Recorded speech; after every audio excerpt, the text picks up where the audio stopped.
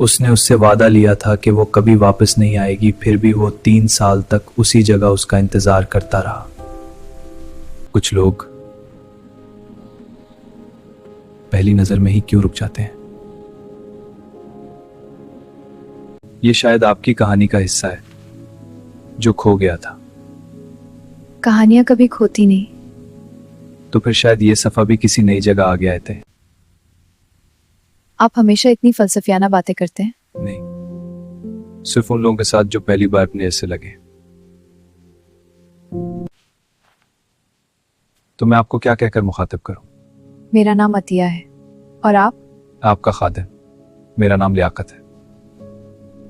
कुछ मुलाकातें शोर से नहीं, खामोश जुमलों से शुरू होती हैं और वहीं से रिश्ते जन्म लेते हैं। तुम हंसती हो तो सब ठीक लगता है, और तुम होते हो तो डर नहीं लगता। अगर कभी मैं तुमसे दूर चली जाऊं तो मेरा इंतजार मत करना। ये वादा मैं नहीं कर सकता। प्लीज वादा करो। ठीक है, नहीं करूंगा इंतजार का। तुम्हारे पास ज्यादा वक्त नहीं है। मैं तुम्हें छोड़ नहीं रही, मैं तुम्हें बचा रही हूं।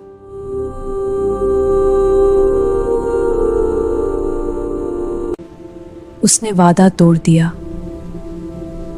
और इंतजार करता रहा।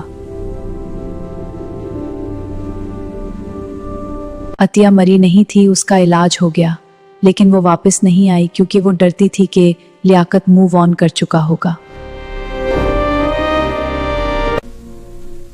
तुमने वादा किया तो इंतजार नहीं करोगे। हाँ, लेकिन मोहब्बत वादों से बड़ी होती है। अगर मैं देर से आई हूं तो इसका मतलब है तुम हमेशा के लिए आई हो। मैंने सोचा था तुम कभी वापस नहीं आओगी। मैं भी यही सोच कर गई थी कि शायद तुम इंतजार करोगे।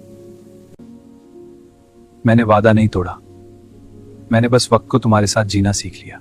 और मैंने समझा कि मोहब्बत दूर जाने से खत्म नहीं होती।